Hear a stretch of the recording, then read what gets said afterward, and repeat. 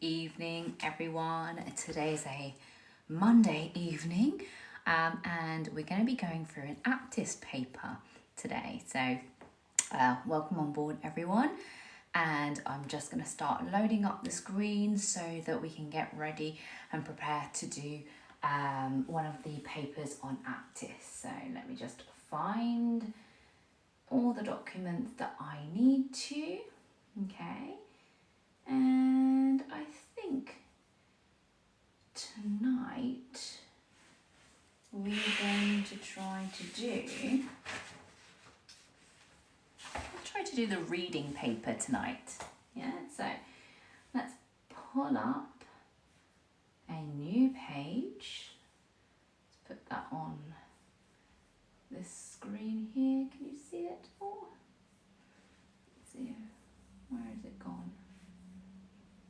Let's. I'm just going to reconfigure my computer so that you can actually see the screen where this has disappeared to.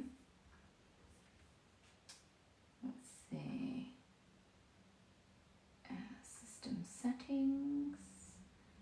For some reason, I can't show you my display. Okay, looks like it's found multiple displays for some silly reason. Let's unplug it. Unplug it.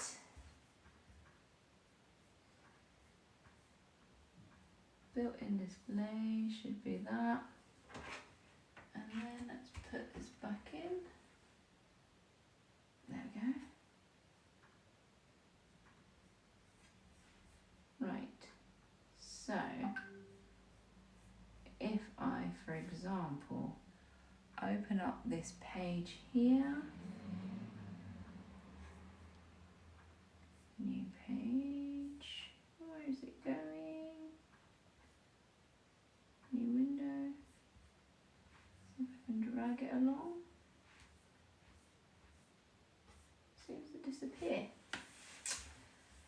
Sorry, just having some technical difficulties tonight. Ah, there we go. That's the page here. Now, why is it doing this? System settings. Try and get this display to work. Range. Built-in display should be here.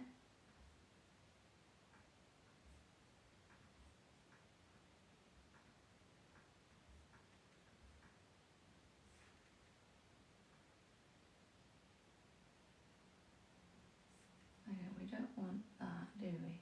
Or do we? Yes, okay, done. There we go. There we go. So, I wanted to move this screen here. For some crazy reason, it's too big.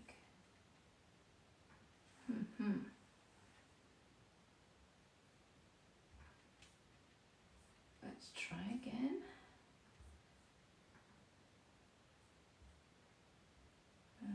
Refresh rate, rotation.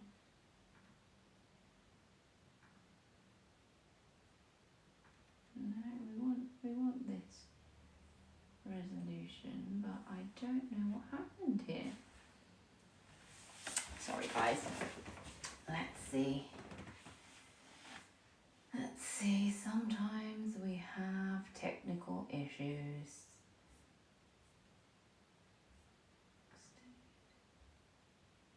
Built-in display.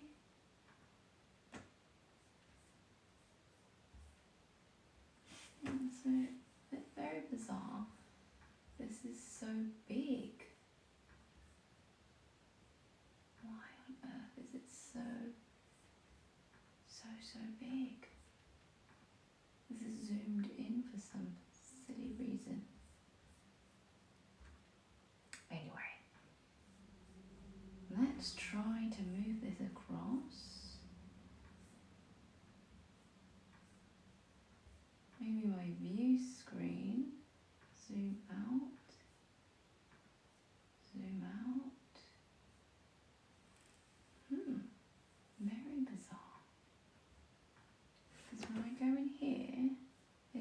way too big. Can you see it? Anyway, so let's go to the Aptis General. So all you need to go is go into Google, type in Aptis General. Okay, so we're in Aptis General. The first link on the screen, you'll click on that, and that's the Aptis General page. There we go. And again, for some silly reason, this is so large.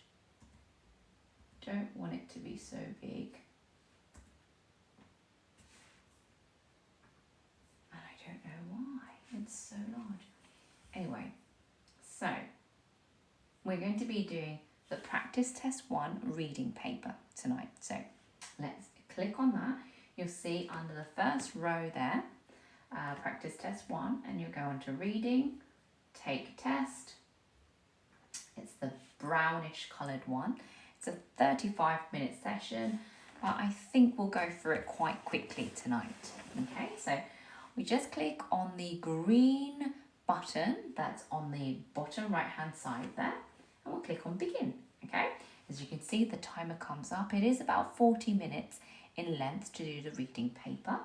It comes up as 34 minutes on the test paper on the Aptis website at the moment. So this time, all you have to do is fill in the gap. Choose the word that fits in the particular gap, and the first one is done for you. Now, maybe if I pull this screen slightly closer, you might be able to see the screen. It's a little bit far, but I'll read it out to you. I think it might be better if I read it out. Okay, so it says, it's a lovely letter. Okay, so the first example says, "Hey Lewis, can you me a favour?" Is the answer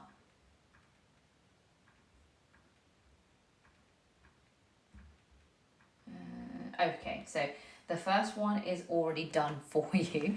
Okay, so that's why it wasn't allowing me to click the drop down. It's can you do me a favour? So that's the example, and it's already given to you.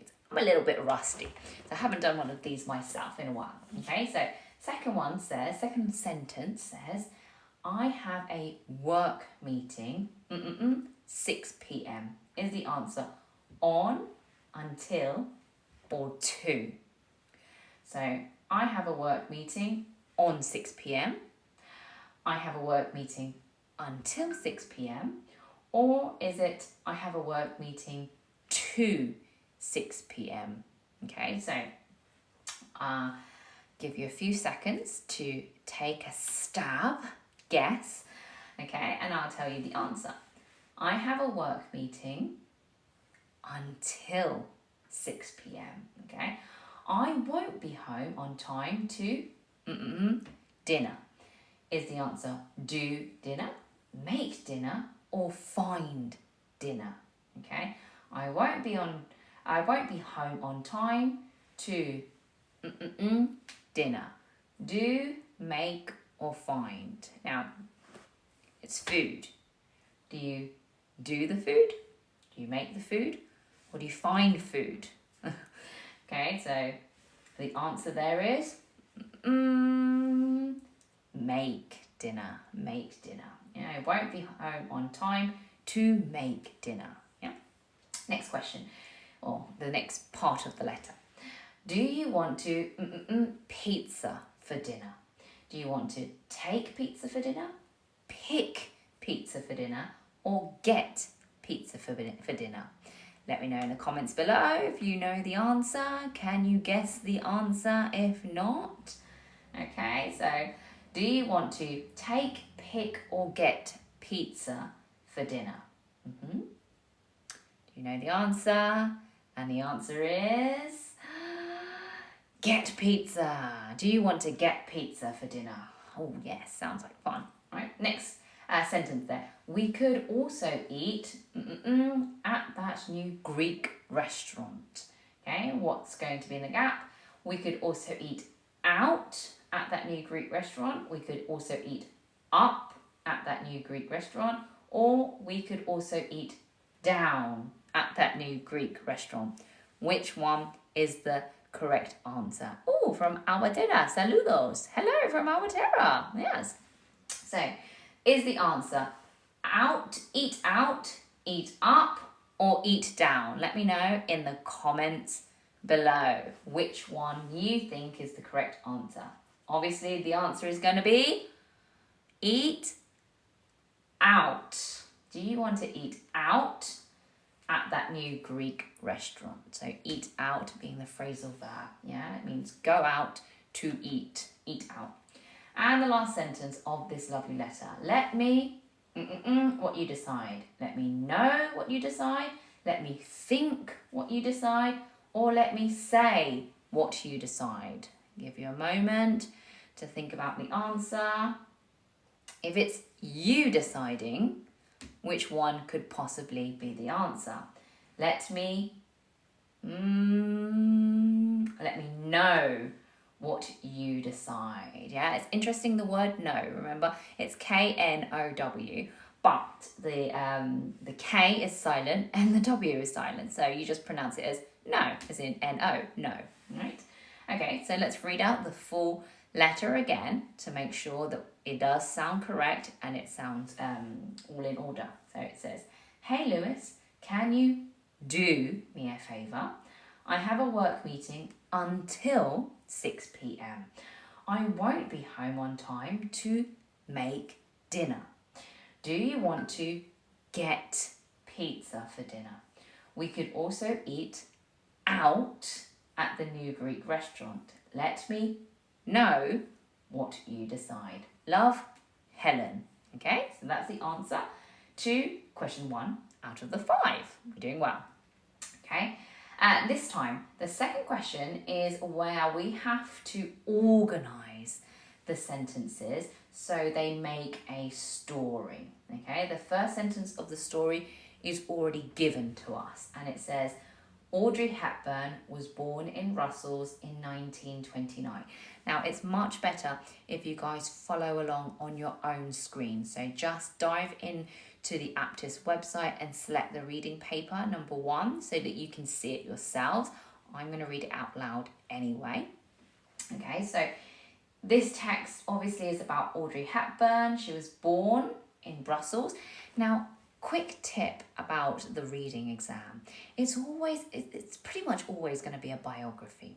If it's a biography, it's going to start with her birth or his birth and it's going to end with the death, okay? Because it's logical.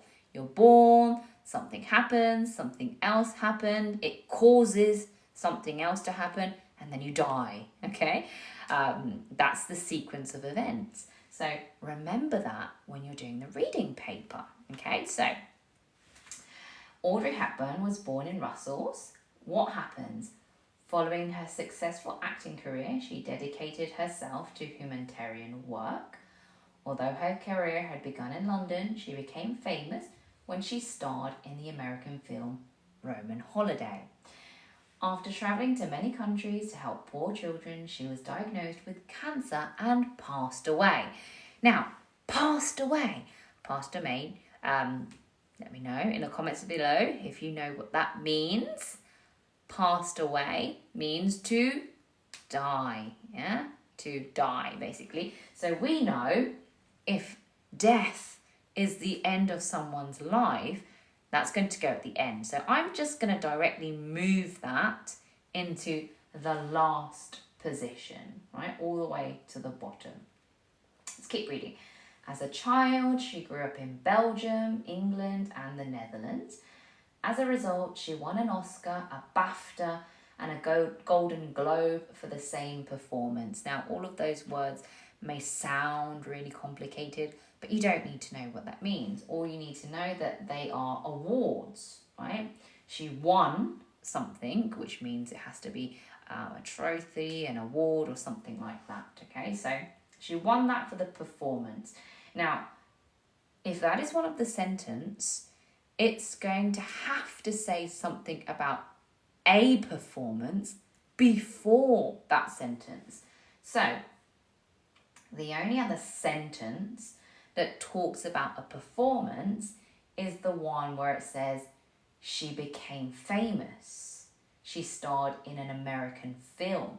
So the sentence about the Oscar, the BAFTA, the awards has to go after the American film sentence. Okay, so now we put those two together, and I'm just going to move those two at the bottom.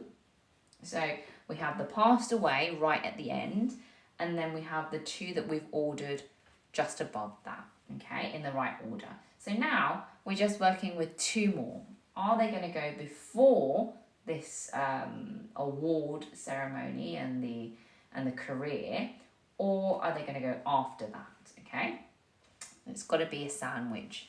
Okay, so she was born in Brussels. So the other sentence that we want to look at is following her successful acting career, she dedicated herself to humanitarian work, or as a child, she grew up in Belgium, England, and the Netherlands. Now, I would say if the first sentence is about her being born, the second one has to be about her being a child. She grew up. This is what happened. And after that, I would say it's going to be those two that we looked at before. Yeah, as a child, she grew up. Although her career had begun in London, she became famous. As a result, she won an Oscar. Following her successful acting career, she dedicated herself to humanitarian work. And then after travelling to many countries to help poor children, she was diagnosed with cancer and passed away. So I think that is the order. She talks about, she was born, number one, as a child. She grew up in Belgium, in England and the Netherlands. Although her career had begun in London, because it talks about England before that, she became famous when she starred in the American film Roman Holiday. As a result, she won an Oscar, a BAFTA, a Golden Globe for the same performance, Roman Holiday. Following her successful acting career, she dedicated herself to humanitarian work. And finally, after travelling to many countries to help the poor children, she was diagnosed with cancer and passed away. That is the order of her life. It has to be logical, yeah? Even if you don't understand everything that is said in the text, it's got to be the order of her life. Okay, let's click next then. Again, question 3. The sentences are from some directions. Put the sentences in the right order. The first sentence is done for you. Again, if it's directions, it's got to be in an order where things are done. Imagine that you are baking a cake. First the ingredients, and then whatever type of cooking things that you have to do, and then the end is going to be like taste it or clean up or something like that. Okay, so let's take a look. The process begins in the spring when a suitable temperature between -2 and +4 degrees Celsius is reached. Okay, so that is the first one that's already done for us. Number 2, upon collection of sap, the syrup is boiled at 230 degrees Celsius. After this, it is then filtered to remove any impurities and sorted by colour. These conditions allow water and nutrients to be absorbed by trees in the night. In order for the liquid called sap to flow from the trees in the day, employees must tap the trees. Now, there's 2 texts referring to sap, so those must go together. So let's put, well, because the first one for sap is at the top, I'm just going to put those 2 together, just so they're there. So, because the sentence says, in order for the liquid called sap, right, it sounds like it's the introduction of whatever sap is, right? So, it has to go before the sentence that just talks about sap randomly, right? Because you can't just talk about, I don't know, Mary without saying who Mary is.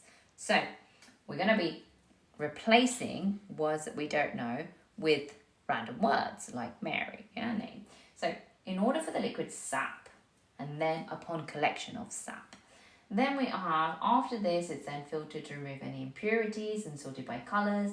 These conditions allow water and nutrients to be absorbed by trees in the night. Following categorization, it's bottled and ready to be consumed.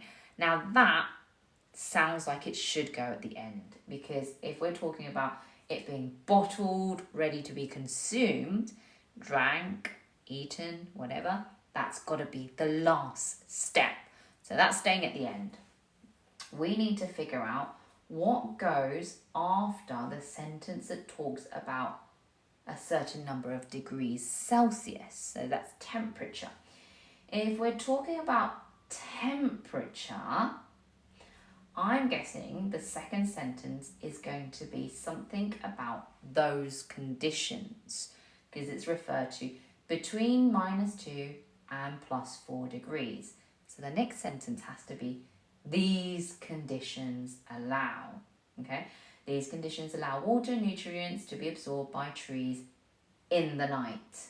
Okay, and then I'm guessing it's going to be talking about sap. So in order for the liquid called sap to flow from the trees in the day, because we first talked about night, so now it's day, employees must tap the trees. Upon collection of sap, the syrup is boiled at 230 degrees Celsius. Okay. Upon connection, so let me see. It doesn't sound right. So something is wrong there. In order for the liquid upon collection, I think maybe after this, these conditions, in order for the liquid upon collection after this, oh no, it does sound right. Yeah, let's double check. Yeah, so the process begins in the spring when a suitable temperature between -2 and +4 degrees Celsius is reached. These conditions allow water and nutrients to be absorbed by trees in the night.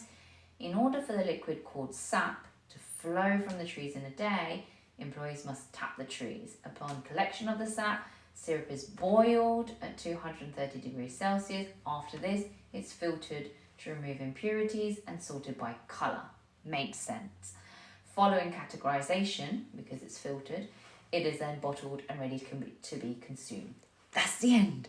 We didn't need to do any more. We only moved 2 items, I think it was. Yeah, so that's question 3 out of 5. That was really easy. Right, now we're looking at the long text, right? It's question 4 out of 5. It makes sense, right? So you have 4 people and you read the 4 opinions posted on a travel forum, then answer the questions. Now, even the question tells you to do this. It's so important. Read the opinions, then answer the questions. Read the opinions. So read all of the questions or the opinions before you look at person A, B, C, and D, because that's a lot of text. If you read that for no reason, you don't know what you're looking for, what's the point of reading it? You just wasted 10 minutes of your time. So we're not going to fall for that trap. What we're going to do is read the 4 things. Number 1, who spends a lot of money on holiday? Now, I'm not going to read the text. I'm sorry, but I don't have time for that, right? We're looking, in this case, for one person who's going to be talking about extravagant things, luxurious things, expensive things, and indulging, and vocabulary in relation to money, right? So who spends a lot of money on holiday? Now, obviously, you can go in and actually read the text in full, but I'm going to skim the text and I'm going to say, look, I see the words lobster dinner, okay? Lobster, so that's langostino. That's expensive. I see Dubai. That's going to be expensive holiday. Luxurious. I see tropical beaches, exotic places, indulge. I rented a yacht. Yes. I had a lobster dinner nearly every night. It was so luxurious. Wow. So that is absolutely. Number one is going to be person A. And that's just by reading a few key words. I just skimmed the text. I didn't read all the different people, and I'm telling you immediately now it's going to be person A. Question 2. Who enjoys outdoor activities? So when we're looking for this question, we're going to be looking for maybe skiing, climbing mountains, maybe trekking, things that involve outdoors, talking about the wilderness, talking about nature, trees, whatever it is. Yeah, so let's take a skim through the text and see who enjoys outdoors. So I can see here this person B has a boat. Person C is hiking on a snowy volcano. So I'm going to look a little bit deeper in that. Trekking in the Rocky Mountains of Canada. Breathtaking views. Tent. Camping in the wilderness. Beautiful stars. That's absolutely, it's that person. So who was it? Person C. So number 2 is going to be person C. Yeah. As you can see, all I did was skim through the text and look for keywords. Number 3, who participates in tradition? Now, tradition, what are keywords related to tradition? It's going to be culture, maybe different countries being mentioned. What else? Events, festivities, festivals, bank holidays, any vocabulary in relation to that, to tradition. Okay, so I think I remember seeing something earlier. The word culture probably relates to it as well. Let's see, tradition. Oh, look, person D has the word culture. My thirst for culture doesn't stop there. Famous events. I saw another one with the word culture. Here, person B also has culture. So now I have to pick between person B and person D. So I'll read both texts in this case because I'm unsure which one it could be. So ever since I can remember, we've gone on a family holiday to Greece every June. There's just so many islands to discover, I can't really imagine going anywhere else. Each village has its own unique culture. I've been studying Greek to know more about the islanders. It does make things easier when you have your own boat, which my family does. My dad sailed over it from England when he was a teenager. So, does it talk about tradition? Yes, fair enough. Person D, I'm a history major, so naturally I love going to museums when I travel. My thirst for culture doesn't stop there. I try to go on the sites of famous events, try to imagine what life was like in the past.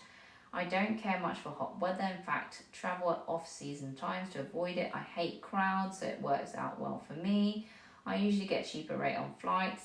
It's a bonus. I use the money to save. I save to book all my excursions. Now, person D doesn't talk a lot about culture. He only mentions the word culture once. All he says is, my thirst for culture doesn't stop there. Whereas person B talks about how every village has a unique culture. He's been studying Greek. There's so many islands. He talks about having a boat. He participates in tradition. Yeah, it's not just I talk about tradition. He is participate. He's diving into it. He's interacting with locals. So I would say person B is the more correct answer there. Okay. Number 4, who enjoys landscapes? Now I remember seeing something on person C, yeah, because it talks about snowy volcanoes, Iceland, Rocky Mountains of Canada, breathtaking views, camping in the wilderness, beautiful stars. All of those vocabulary all relate to landscapes, so that's definitely person C. Who dislikes busy places? Now, someone actually said that right off the bat. I can't remember who it was. And I think it was one of the last ones. There we go. Person D. I hate crowds. So it works out well for me. He dislikes crowds. What are crowds? Crowds are places with lots of people. So he dislikes busy places. So that's person D. Who prefers hot destinations? Okay, somebody mentioned, I think it was one at the top, what is better than lying in the sun all day long? So that's sunbathing, that's hot weather, person A. And who is learning a new skill? So I briefly remember someone talking about a boat. Was it that person? Let's have a look who had a boat. Person B had a boat. Ever since I can remember, we've gone on a family holiday to Greece every June. There's so many islands to discover. I can't really imagine going anywhere else. Each village has its own culture. I've been studying Greek. So I've been studying Greek. So that is a new skill. Language being the skill. So it's person B. Yeah, so answer 1 is A, 2 is C, 3 is B, 4 is C, 5 is D, 6 is A, and 7 is B. Okay, that's a list of the answers. And we're down to 9 minutes left, and we're on question 5. You see how quick and easy it was? There's no need to stress to do this paper at all. Okay, again, this is a lot of text. I'm not going to be reading all of this text. That's crazy. All of this text. Now, being question 5, it's probably going to be a high-level B1 or a low-level C1 reading text. More reason why you don't need to read it at all, okay? You need to read what the descriptions are, okay? Because in this case, it is an article and you have to put the titles, right? You've got to put the titles of every paragraph, a key heading that goes over each paragraph. So what do you want to do in these cases is read what they are. Read what they are and then see in the paragraph if there are any keywords related to that. Yeah, there's no other way of doing it. Okay, so let's take a look. So the first one is done, which is overall enthusiasm. What does that mean? Don't even read it. Don't read 0. Don't read 0. We're starting with paragraph 1 because otherwise 0 is a waste of time, right? Inclusivity of nations, controversial issues, the tournament in modern day, record holders, economic strain, uncertain situation, future of World Cup, and humble beginnings. Now, just as a guess, humble beginnings, probably going to be the first one. Okay, so I'm going to just put it as number 1, just as a starter. Okay, so let's take a look at briefly number 1. The inaugural competition was held in Uruguay. However, it was smart. Firstly, only 13 teams participated, with the majority of those. All matches were held in the capital. 2 of these audience. Right, so, yes, that is going to be the answer. Number 1 is going to be humble beginnings because we're talking about how it wasn't as big back in 1930 when it first started. Yeah, so it was humble. Try to figure out what the word humble means, but even if you don't know what that means, just for the word beginnings, it should have given you a nice hint. Paragraph 2 then. Let's take a look. the World Cup looks quite different today.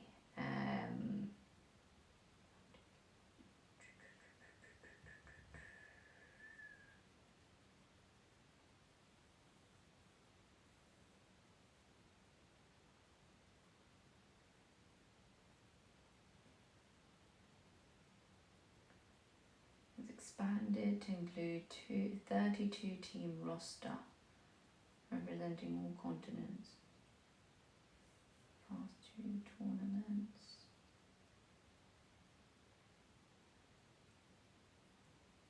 I'm guessing, just from the first sentence, the World Cup looks quite different today. We're going to just guess the most recent games in Russia.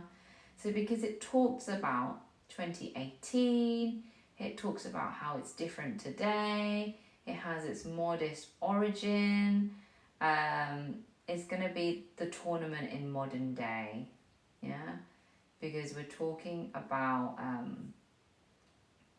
what it includes, how it represents all continents. We put it as a placeholder, even if we're not 100% certain, put the order what you think it is, and then you can always swap them around as you figure it out, right? We've got plenty of time, we've got 4 more minutes, right? Paragraph 3, the tourney has seen participants from every corner of the globe. So I saw something about inclusivity. There we go. Inclusivity of nations. Just because it's talking about every corner of the globe, 17 different countries, 4 different continents, it's going to be about inclusivity. Yeah, I'm going to continue reading that. Number 4, what would sports be without superlatives? It's going to be record holders. Why do I think it's record holders? Because it's talking about superlatives, the best. Yeah, so we're talking about the best of the best. So those are going to be the record holders. They're going to be the winners, right? So that's going to be number 4, because it's talking about most World Cups, grand total of 5. It's the, what else can I see? It says 8 appearances in the finals, 50% of those matches. They won the most World Cup trophies, a single player, most appearances as captain. All of those things that I can briefly see are talking about records, are talking about winning, okay? There's no other phrase here that talks about winnings. Yeah, so we're on question 5. Look, waste, how much they spent, shut down, that's going to be economic strain. So number 5 is going to be economic strain because it's talking about how they spent money, how their stadiums were shut down and they were $1 million stadiums, how it caused venues to sit vacant, how it created jobs, right? And 15 billion was spent developing the infrastructure. It's going to be economic strain, no doubt about that. Let's take a look at number 6. Oh, well, that one also talks about infrastructure. So we'll have a little bit more of a read. Let's see. What other options can we have?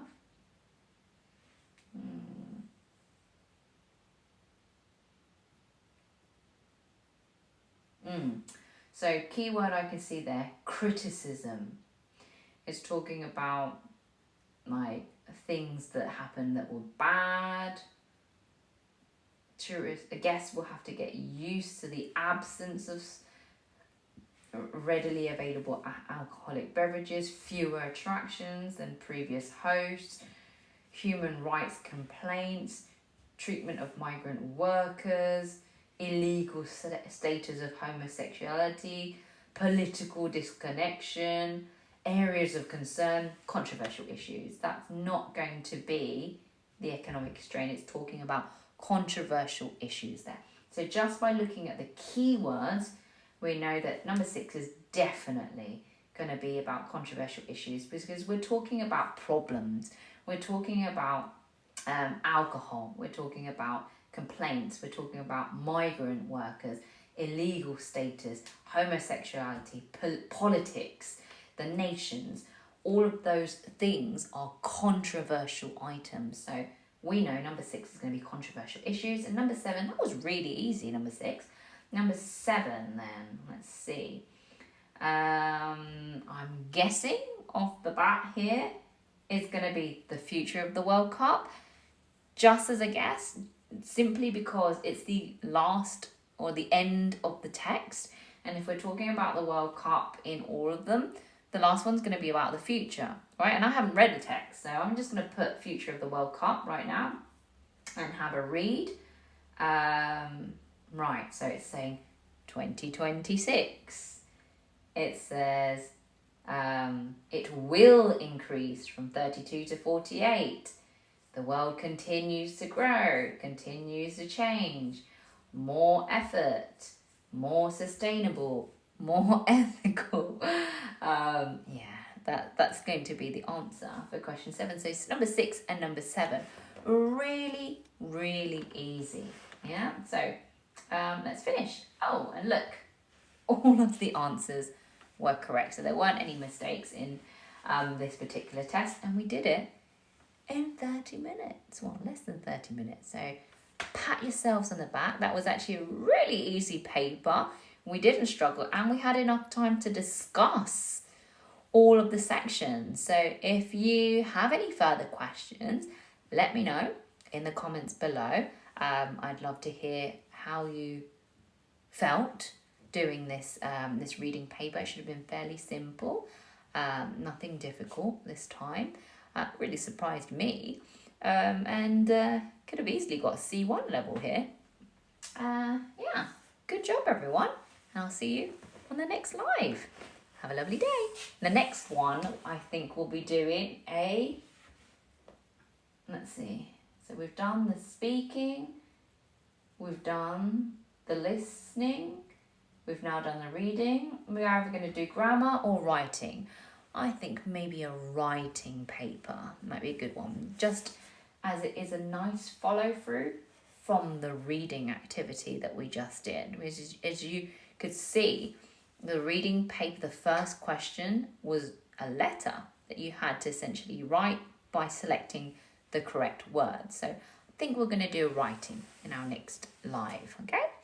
Enjoy the rest of your evening, and I hope this has been helpful. Bye now.